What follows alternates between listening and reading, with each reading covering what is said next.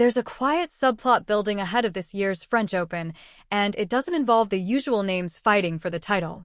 It's happening a layer below, in the margins of the seedings, where positioning can quietly reshape an entire tournament path. And at the center of that story are two players whose careers have followed very different trajectories, Emma Raducanu and Alex Eala. On paper, this isn't a rivalry defined by history or head-to-head battles. But in terms of timing, development, and what's at stake, their collision course around the seedings line carries real significance. Because in a tournament like Roland Garros, being seeded or just missing out can be the difference between building momentum or running into a top-5 player in the opening round. And that raises an interesting question. How did these two players, once separated by experience and expectation, arrive at a point where their rankings and, by extension, their tournament futures are now closely intertwined?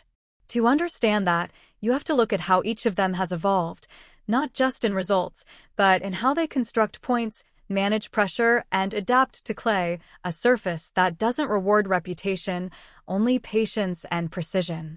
Raducanu's story is well documented, but it's often misunderstood when viewed only through the lens of her 2021 breakthrough. What's more relevant now is not that run itself, but what came after: the recalibration. Her game, built initially around clean ball striking and early timing, had to adapt to a tour that quickly learned how to disrupt her rhythm. On faster courts, she can still take the ball early and redirect pace with minimal backswing. But clay demands something else entirely. It stretches rallies, forces higher margins, and exposes any discomfort in movement patterns. Early in her clay court appearances, Raducanu's positioning was often a half-step too aggressive, standing inside the baseline without fully committing to the physical exchanges that clay inevitably brings. That's been shifting. In recent months, you can see a more deliberate approach in her construction. She's using heavier topspin on the forehand, not as a primary weapon, but as a setup shot, buying time to reset positioning rather than forcing immediate winners. The backhand, still her most reliable stroke, has become more of a directional tool, especially cross-court, to open up the forehand on the next ball. But the real adjustment has been in her movement. Clay doesn't just test speed, it tests balance and recovery. Raducanu has started to incorporate more controlled sliding into her defensive patterns, which allows her to stay in rallies a fraction longer. That might sound minor, but on clay, an extra shot often changes the entire dynamic of a point. Still, questions remain. Can she sustain that level of physical engagement over multiple rounds? And more importantly, can she maintain patience when the match inevitably slows down? Because that's where Alex Eala enters the picture, not just as a rising name, but as a player whose natural instincts are already aligned with the demands of clay. Eala's development has been steady rather than sudden, and that's reflected in her game. She doesn't rely on outright power. Instead, she builds points with shape, angles, and variation.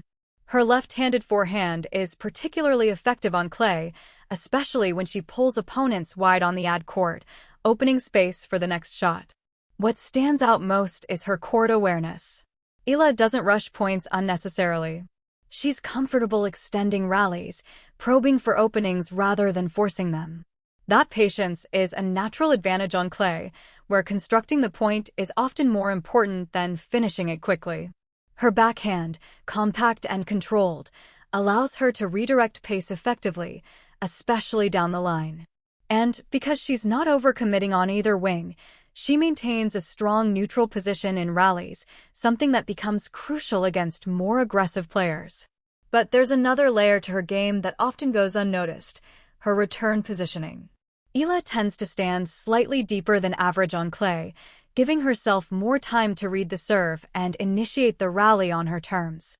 It's a subtle adjustment, but it allows her to neutralize bigger servers and turn the exchange into a baseline contest, where she's more comfortable.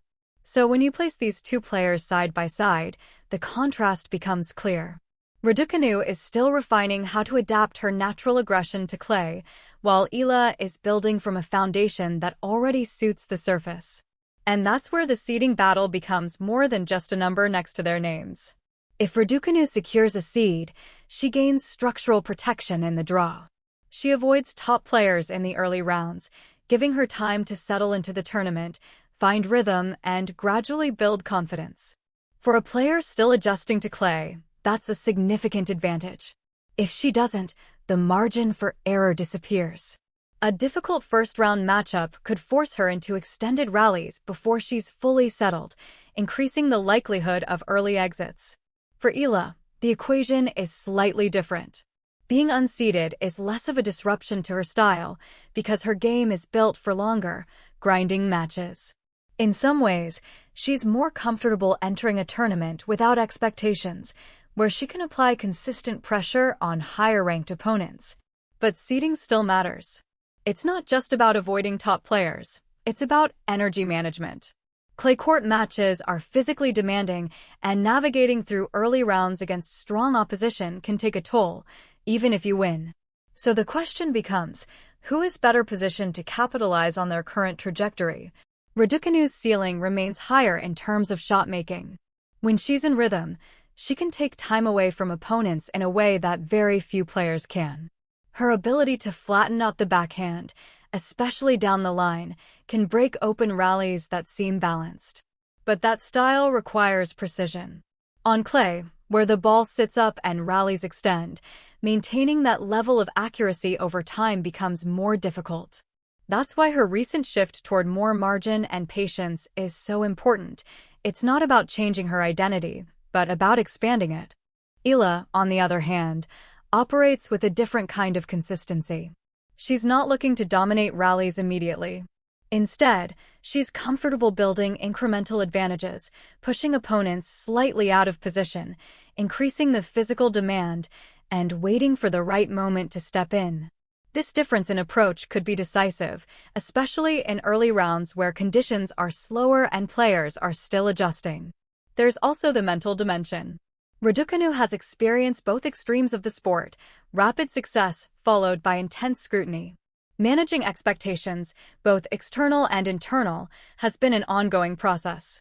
On clay, where progress often comes in small increments rather than immediate results, that mental balance becomes even more critical. Eala's journey has been quieter, but no less demanding. Rising through the ranks requires consistency over time, and that builds a different kind of resilience. She's used to earning wins through extended rallies and disciplined execution, rather than short bursts of brilliance. And that brings us back to the original question, what does this seeding battle really represent? It's not just about who gets a number next to their name. It's about whose game is currently more aligned with the demands of the surface, and who can impose their style under the specific conditions of Roland Garros. If Raducanu continues to integrate more spin, improve her movement, and accept longer rallies without forcing the issue, she can turn her aggressive instincts into a controlled advantage. The key will be selecting the right moments to accelerate, rather than trying to dictate every exchange. If Eala maintains her composure, uses her angles effectively, and keeps rallies within her preferred patterns, she can disrupt higher-ranked opponents and create opportunities deep into the tournament. There's also a tactical scenario worth considering: what happens if they meet? On clay, that matchup would likely revolve around tempo. Raducanu would look to shorten points, take the ball early, and prevent Eala from settling into extended rallies. Eala, in contrast, would aim to stretch the court, vary the height and spin, and draw errors through consistency. The serve-return dynamic would be particularly important. Raducanu's serve, when placed well, can give her immediate control of the point. But Eala's return positioning could neutralize that advantage, forcing Raducanu into baseline exchanges more frequently than she might prefer. From there, it becomes a question of patience versus precision. And that's what makes this subplot so compelling. It's not driven by headlines or past rivalries, but by the subtle shifts in how each player is developing and how those changes intersect at a crucial moment in the season. As the tournament approaches, the focus will naturally gravitate toward the top seeds and title contenders. But just beneath that layer, these quieter battles, like the one between Raducanu and Eala, often shape the tournament in unexpected ways. Because in a draw as deep and demanding as Roland Garros, it's not just about who plays the best tennis overall. It's about who arrives with a game that fits the surface, a mindset that adapts to the conditions, and a position in the draw that allows them to build momentum. Right now, both players are moving toward that intersection from different directions. Raducanu is refining, adjusting, and gradually expanding her clay court identity. Eala is consolidating, reinforcing, and sharpening a game that already suits the surface. The seedings will eventually be decided. The draw will be set. And once the matches begin, numbers will matter less than execution. But until then, this quiet race, this positioning just outside the spotlight remains one of the more intriguing stories heading into the French Open. Not because it guarantees a defining moment, but because it creates the conditions for one.